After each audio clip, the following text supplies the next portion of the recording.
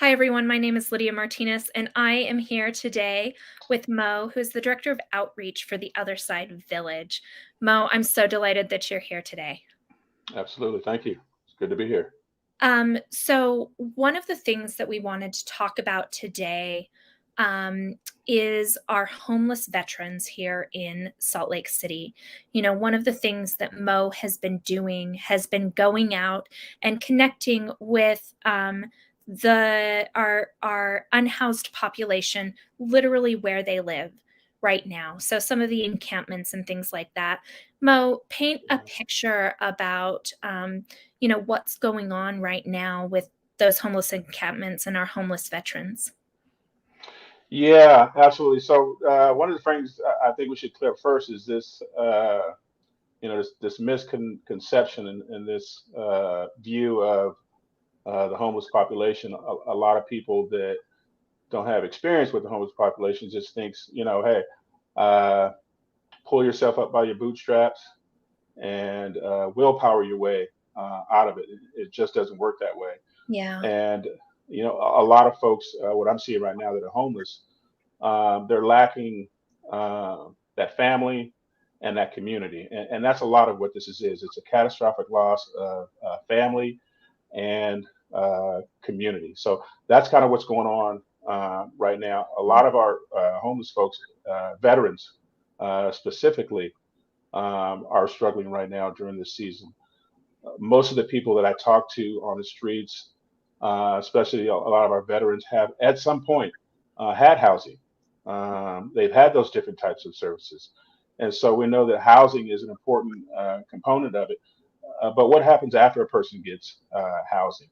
Some of the veterans that I've been talking to, that sometimes it takes, 3, 6 months, sometimes a year to get into housing, and you can actually lose that housing within about 30 days or a couple months. You can get evicted because you haven't been taught, or you need to relearn, how do I keep uh, my apartment after I get housing.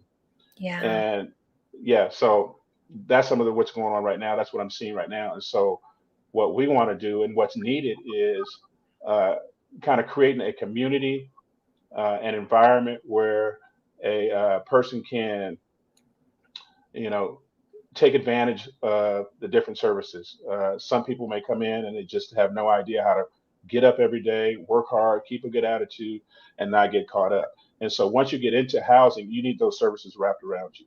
Yes. You may get into your housing, and then um, whether you're struggling with mental illness, we're seeing a lot of that out there, whether it's addiction or whether it's trauma.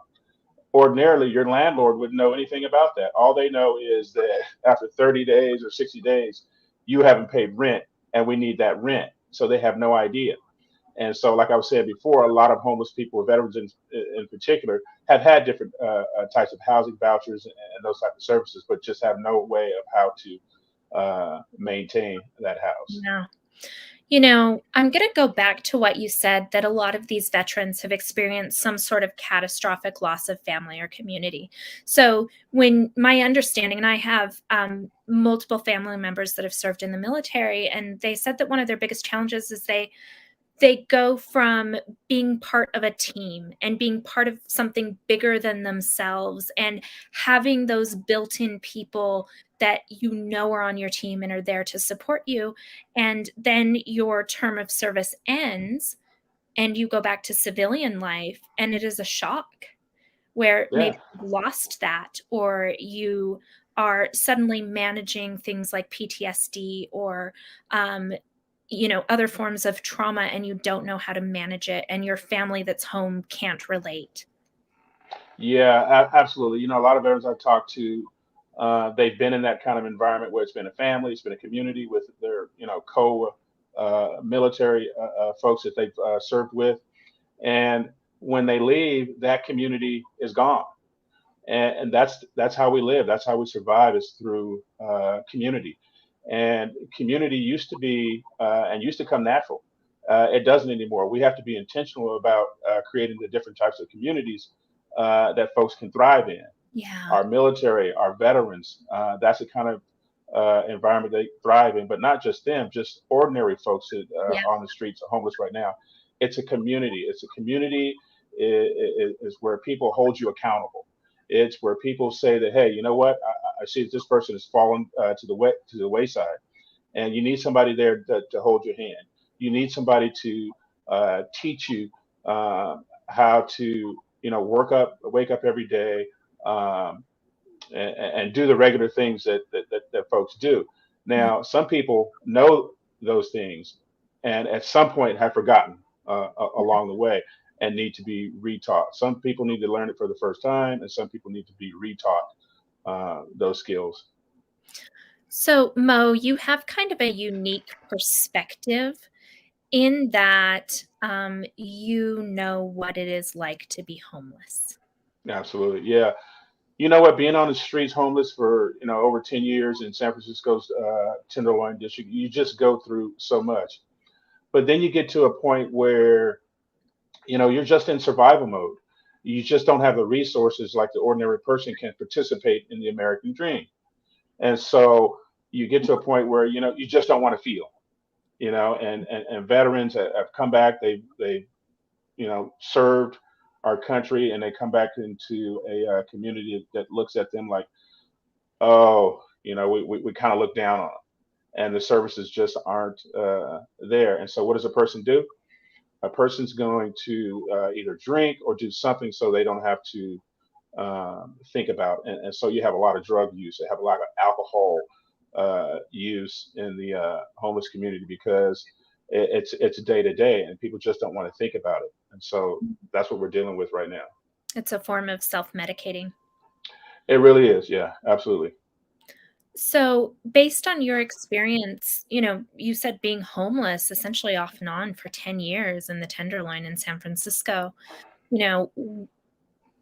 What were some things about being homeless that people just don't realize as far as some of the logistical things when you don't have a place to like lay your head each night? An ordinary person that has a family structure and has a community, but for whatever reason, went off the deep end, hit rock bottom. They're going to be able to make some calls to some family members or some folks in the community that's going to help them back up. It's a lot more difficult if you don't have that piece involved. Everything needs to line up. We need to line up with housing first. There's sometimes where I've gotten housing, and I got there, and you know what? I just can't get the employment right now, or I Mhm. just can't get the drug and alcohol, the rehab services that I need. Those things need to line up. And so one of the things that our veterans and folks that are chronically homeless right now will be able to benefit from is that structure that we'll have inside the other side village. Yeah. Those service providers that we'll have on site to help a person. Let's say if you're wilding out, you're having an episode mentally, we need to get you stabilized. We need to get you back on your medication. If you're suffering in the middle of addiction, if it's meth, crack, heroin, or whatever it may be, we need to get you detoxed. We need to get you in a place where you can wake up. You have a schedule, and we could get you to recalibrate your moral compass. We can get your health back together. We can get your thinking back on track. Now you're in a position to take advantage and kind of see the American dream and say, hey, you know what? It's back on the table. We Mm, have some people that I've talked to in the last couple of months that, in the back of their mind, that old dream has been to be an entrepreneur.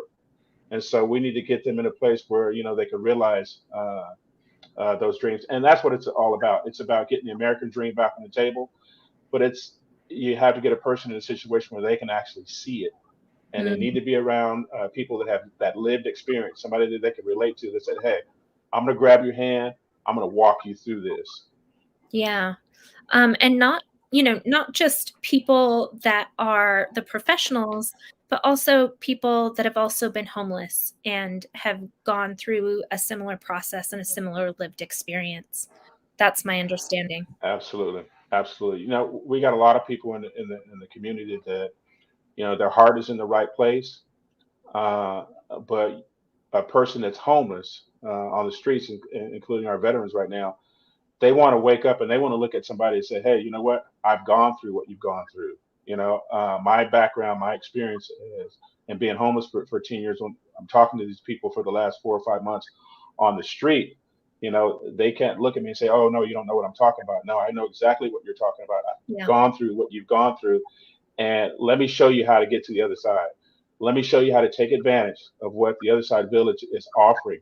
Let me show you how to take advantage of these services. Let me show you how to get that American dream back on the table. And not just being there with them, but actually having that structure around, and Yeah. we plan to have, the working with some organizations to have entrepreneurial economic literacy classes. We want people to get some skills, whether it be a 3 month, 6 month, 9 month certification.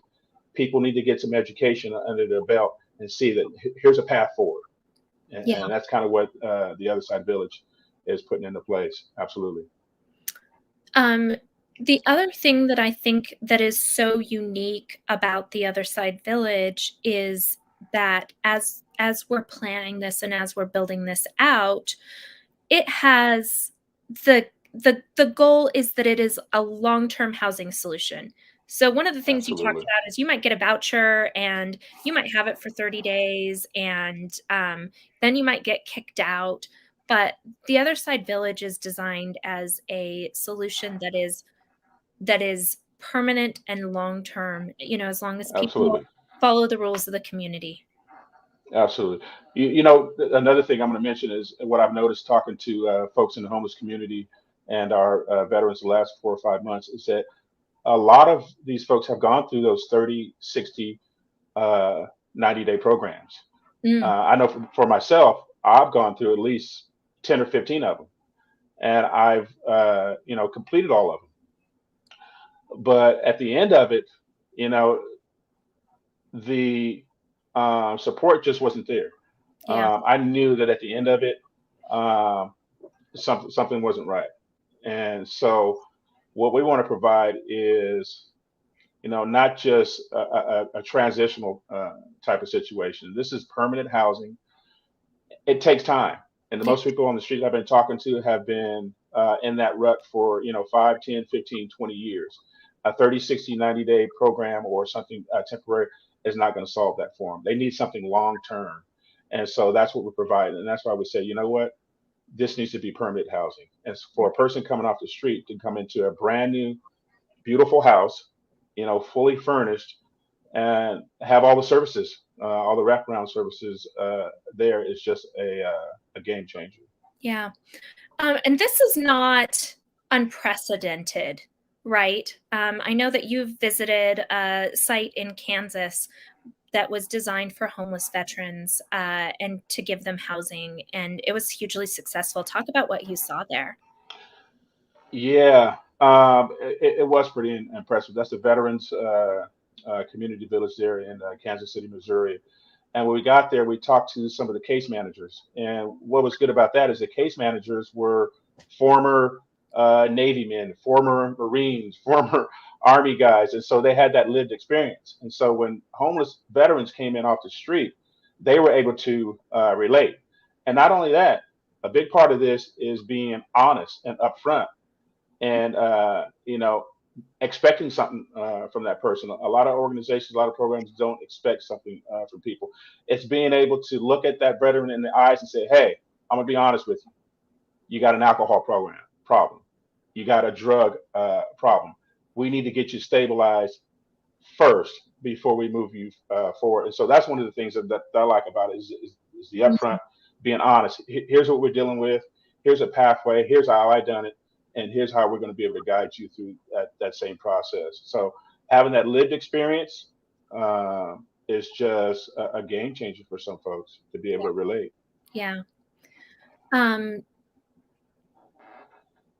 I felt like it was so important to take today and really talk about the things that our homeless veterans are seeing, these people that have served our country and are experiencing the lowest of the low things right now, and how the Other Side Village can really help and impact that community long term. Mo, thank you so much for being here, for sharing your Absolutely. experience and your story as well. And if you're curious about the Other Side Village and what it is that we're working on accomplishing. We're still in the early stages of building the village and the development of that right now. But please go visit theothersidevillage.com. Check out the website, look through the videos and the blog posts and things that we have there, because they really will paint a good picture of what we're trying to accomplish. And again, thank you so much, Mo, for being here. Thank you, everybody, for tuning in. Thank you. Appreciate it.